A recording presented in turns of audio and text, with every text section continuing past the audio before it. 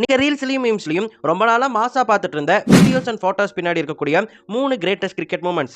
Number 1, Ben Stokes உடைய இந்த செலிப்ரேஷனை நீங்க கண்டிப்பா நிறைய எடிட்ஸ்ல பார்த்திருந்திருப்பீங்க.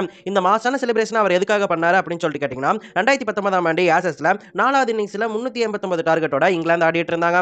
இங்கிலாந்து வெற்றியை நோக்கி நகர்ந்துட்டு இருந்த சமயத்துல பேஸ்டோவுடைய விக்கெட் போச்சு. அந்த விக்கெட் போன உடனே அடுத்தடுத்த விக்கெட்கள் சராமரியா போய் 286 ரன்னுக்கு 9 விக்கெட் போயிருந்துச்சு. இதனால ஒரு விக்கெட் எடுத்தாலே ஆஸ்திரேலியா ஜெயிச்சிட்டாங்க அப்படிங்கிற நிலைமை வந்துருச்சு. ஆனா இங்கிலாந்து 73 ரன் அடிச்சா ஜெயிக்க முடியும், இன்னும் ஒரு நாள் எக்ஸ்ட்ராவே இருந்துச்சு. சோ இந்த மேட்ச் ஜெயிக்க முடியாது, இங்கிலாந்து தோத்துட்டாங்கன்னு நினைச்சிட்டு இருந்தாங்க. ஆனா லீச்ச ஒரு பக்கம் கட்டையை போட சொல்லிட்டு இன்னொரு பக்கம் பென் ஸ்டோக்ஸ் அதிரடியா ஆட ஆரம்பிச்சாரு. டெஸ்ட் மேட்சையே T20 இன்னிங்ஸ் மாதிரி ஆடி இருந்தாரு. ஸ்கூப் ஷாட், ரிவர்ஸ் ஷிப்னு ஆஸ்திரேலிய பவுலர்களை திணறடிச்சிட்டு இருந்தாரு. இன்னொரு பக்கம் லீச் கட்டையை போட்டு பென் ஸ்டோக்ஸ்க்காக நின்னுட்டு இருந்தாரு. 16 பால் டாட் வச்சிருந்தாரு. கடைசியில ஒரு சிங்கிள் எடுத்து கொடுத்திருந்தாரு பென் ஸ்டோக்ஸ்க்கு. அப்போ ஒரு ரன் தேவை அப்படிங்கிற நிலைமை வந்துருந்துச்சு. அப்பதான் பென் ஸ்டோக்ஸ் ஒரு 4 அடிச்சிட்டு அந்த ஒரு செலிப்ரேஷன் பண்ணி இருந்திருப்பாரு. அந்த 4 போன அடுத்த செகண்டே இங்கிலாந்து மக்கள் எல்லாருமே சந்தோஷத்துல துள்ளி குதிச்சு